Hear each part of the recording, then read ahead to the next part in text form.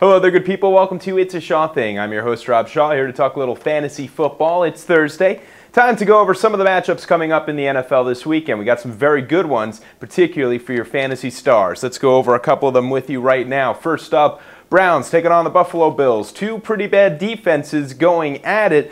The Browns particularly bad defensively against the rush, so that means Marshawn Lynch, Fred Jackson should both be pretty decent starts this weekend. As far as the Bills, you can move the ball against them fairly easily as well. Consider the passing game a strength for the Browns this weekend. Even without Braylon Edwards, I definitely like Derek Anderson getting the ball into the hands of Mohamed Massacawi. Expect him to have a good weekend. Also, Jerome Harrison proved something to us last weekend. He also is a very good start. All right, next up, how about the Giants versus the Oakland Raiders? This obviously is a one-dimensional game, or at least a one-sided game, but it also is one-dimensional, in my opinion, for the Giants. A lot of people expect them to go out there and pass the ball against the Raiders. Pretty much everyone else can.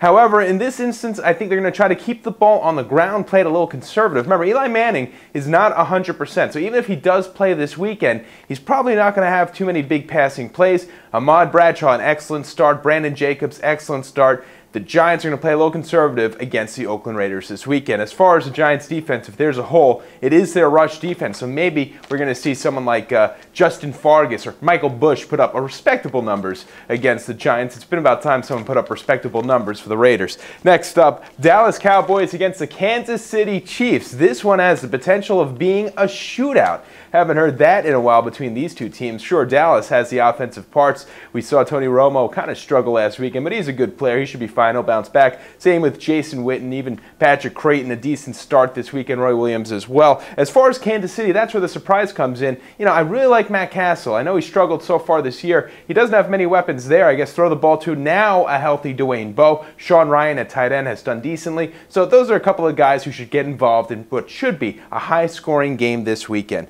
On the ground, Marion Barber is pretty much all I like there. All right, next up, Texans versus Cardinals. This is obvious. This is going to be a passing game. Now, the Cardinals are actually good against the rush, so Steve Slayton, he's not the best of starts. I still like him because I do think there'll be a lot of scoring opportunities. So all I have to do is get him the ball at the 2-yard line or maybe even throw the ball to him, and he could be very helpful for your fantasy team. But obviously, the names to know are Andre Johnson, Kevin Walter, Larry Fitzgerald, Anquan Boldin. Now, Steve Preston, typically I like him, but on this instance, he's not 100% healthy, so let's make sure he's going to be all right before we start him for your fantasy team. Well, that's all for now, my friends. Those are your matchups. Tomorrow, you'll get Shaw's picks.